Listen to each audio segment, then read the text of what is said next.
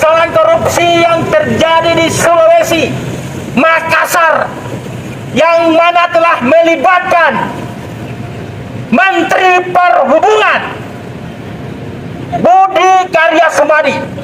Kenapa kami sampaikan Budi Karya Sumadi terlibat, kawan-kawan? Kawan-kawan, pembangunan rel kereta api pertama yang ada di Sulawesi itu diduga kuat terlibat Menteri Perhubungan tersebut. Kenapa, kawan-kawan? Karena persoalan korupsi ini bukan hanya ada di Sulawesi, kawan-kawan. Bukan hanya ada di Makassar, kawan-kawan. Pembangunan rel kereta selain daripada ada di Makassar dan Sulawesi, ada juga di Pulau Jawa, kawan-kawan. Beberapa oknum sudah ditetapkan sebagai tersangka, kawan-kawan. Sudah diperiksa, kawan-kawan. Bahkan kepala balai rel kereta api, pengelola rel kereta api Pulau Jawa sudah ditetapkan oleh Komisi Pemberantasan Korupsi. Sudah ditetapkan di Pengadilan Negeri Tindak Pidana Korupsi. Jelas. Dan hari ini juga terjadi di Sulawesi, di Makassar, salah satu pembangunan rel kereta api pertama yang ada di Sulawesi, yang dimana telah melibatkan Amanagapa.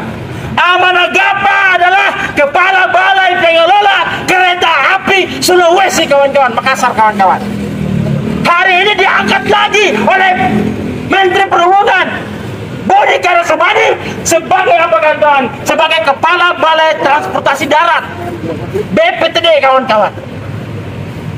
BPTD, kawan-kawan. Tapi toh hari ini kenapa KPK tidak memanggil dan menetapkan sebagai tersangka? Ini ada apa? Kami sampaikan kepada KPK, ini aksi kedua kali kami, kawan-kawan. Itu sangat jelas. Kami berharap lembaga KPK jangan tutup mata dengan persoalan ini.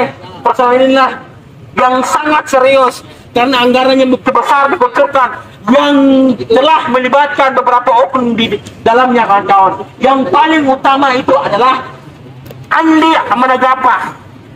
Andi Amanagapa ini adalah kepala balai kereta api Sulawesi Selatan. Kemudian diangkat oleh Menteri Perhubungan sebagai kepala balai transportasi darat, memiliki wilayah yang sangat besar. Kawan-kawan, berangkat dari kronologi kasusnya yang terjadi di Sulawesi, di Makassar sana, kawan-kawan. Jadi kawan-kawan, apabila ada suatu indikasi, apabila ada suatu nama yang disebutkan dalam suatu persidangan, artinya dalam hukum pidana dia ikut serta, kawan-kawan. Itu yang perlu kita sampaikan kepada Komisi Pemberantasan Korupsi. Kenapa saya mengatakan demikian? Tidak mungkin seorang terdakwa kucu-kucu menyebutkan namanya kalau dia tidak ikut serta, kalau dia tidak tahu, kalau dia tidak tahu dalam kronologi kasusnya di Sulawesi sana, kawan-kawan. Kawan-kawan, bicara korupsi dan nepotisme hari ini makin merajalela di negara Republik Indonesia. Lalu kemudian hari ini Komisi Pemberantasan Korupsi dibentuk berdasarkan amanat konstitusi, berdasarkan rule of law dalam konstitusi, kawan-kawan. Bayangkan ketika Komisi Pemberantasan Korupsi dibentuk undang-undangnya, dibentuk aturan main hukumnya, lalu kemudian hari ini Komisi Pemberantasan Korupsi lalai dalam asas legalitas, lalai dalam asas praduga tak bersalah, kawan-kawan. Itu sangat jelas dalam hukum, kawan-kawan. Di dalam kasus tindak pidana korupsi tidak ada namanya asas praduga tak bersalah sebenarnya, kawan-kawan. Karena tadi, kawan-kawan, ketika ada kasus tindak pidana korupsi kemudian terdakwanya menyebutkan salah satu namanya, itu dalam pidana ikut serta melakukan tindak pidana, seharusnya Komisi Pemberantasan Korupsi memanggil dan memeriksa dia. Betul tidak, kawan-kawan? Dari undang-undang tindak pidana korupsi, undang-undang Komisi Pemberantasan Korupsi, bahwa kalau undang-undang tersebut sebenarnya asas praduga tak bersalah tidak ada di situ. Apabila disebutkan, karena kenapa? Pengaliran anggaran tindak pidana korupsi itu bukan hanya diperuntukkan satu orang, kawan-kawan. pemberi, ada penerima. Kemudian ada yang izin, ada yang mengasih kawan-kawan. Itu artinya kenapa Komisi Pemberantasan Korupsi ketika ada nama-nama yang disebutkan itu bagian dari peserta kawan-kawan. Betul tidak kawan-kawan? Betul. Semangat kawan-kawan.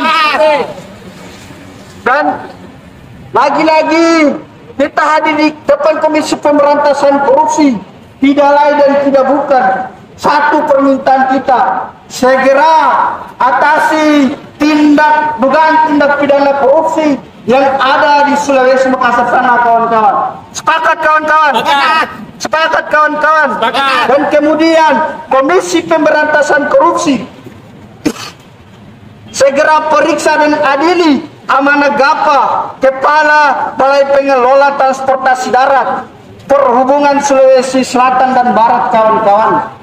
KPK juga harus segera sita seluruh aset dan miskinkan para koruptor di Sulawesi Selatan yang merugikan anggaran negara senilai 7 miliar. Andi Amanah Gapa dan Muhammad Yusran lalu Gau segera ditangkap dan diperiksa karena kita menunggak ikut serta dalam melakukan tindak pidana korupsi kawan-kawan. Betul tidak kawan-kawan? Betul. Betul tidak kawan-kawan? Kawan-kawan, Indonesia adalah negara hukum. Segala aktivitas sosial kita, baik sebagai civil society maupun sebagai pejabat-pejabat negara, semuanya diatur karena hukum akan bersifat perintah dan larangan. Ketika ada kejanggalan-kejanggalan, ketika ada kelalaian dalam menjalankan sebagai civil society, sebagai masyarakat,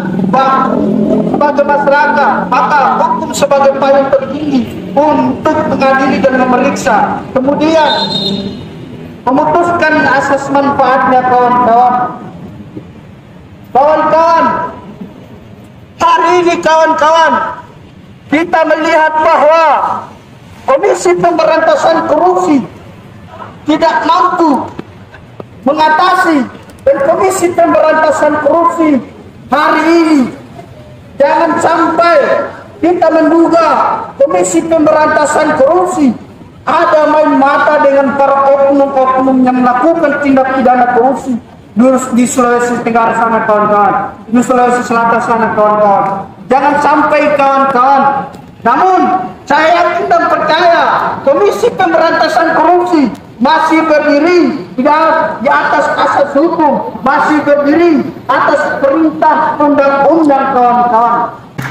Pemilik rakyat Indonesia ini gedung Kementerian Perhubungan yang dimana dipimpin oleh Budi Karya Sumadi selaku Menteri Perhubungan, yang jelas bahwa kedatangan kami sini kami mau sampaikan bahwa ada beberapa oknum yang kemudian terlibat dalam pusaran korupsi pembangunan rel kereta api yang ada di Sulawesi Selatan Makassar.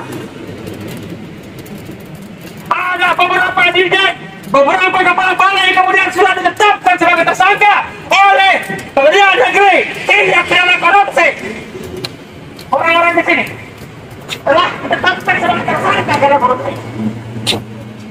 Anggaran yang besar dikucurkan untuk pembangunan rel kereta api yang ada di Sulawesi Selatan, Sulawesi Barat, yang ada di Jawa Barat, yang ada di Jawa Tengah telah dikorupsi oleh Kementerian Perhubungan. Ini jelas dalam putusan pengadilan kawan-kawan. Mereka menyebut oknum yang ada di dalam kementerian kemudian ditetapkan sebagai tersangka. Tidak mungkin kami sampaikan, tidak mungkin Menteri Perhubungan Budi Karya Sumadi tidak terlibat. Ia jelas diduga terlibat dalam pusaran korupsi pembangunan rel kereta api yang ada di Sulawesi Selatan, yang ada di Jawa Tengah, yang ada di Jawa Barat. Anggaran miliaran rupiah pembangunan rel kereta api yang ada di negara Kesatuan Republik Indonesia. Dia terlibat, mestinya dia terlibat. Karena kenapa? Pengaliran pengelabuan tentang duit dari korupsi itu bukan hanya satu dua orang. Dan kemudian dalam tindak pidana korupsi dia menggandung. Kemudian Budi Karya Sumadi memerintahkan bukan sekretariat di bawahnya, yaitu Kepala Balai Pengelolaan Transportasi Darat, yaitu Andi Amanagapa. Andi Amanagapa. Kemudian dalam kronologi kasusnya ada satu perusahaan yang berbentuk PT.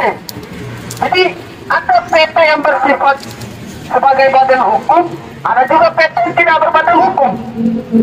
Namun ketika satu perusahaan dijadikan PT sebagai badan hukum, ada dua kemungkinan yang diberikan sanksinya, yaitu sanksi terhadap pimpinan perusahaannya, yang kedua sanksi pada perusahaannya.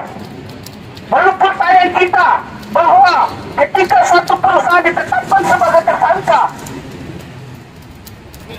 lalu kemudian sebagai pengelola, sebagai tanggung jawab dalam satu program proyek negara, dia tidak dipanggil dan tidak diperiksa, sedangkan perusahaan ditetapkan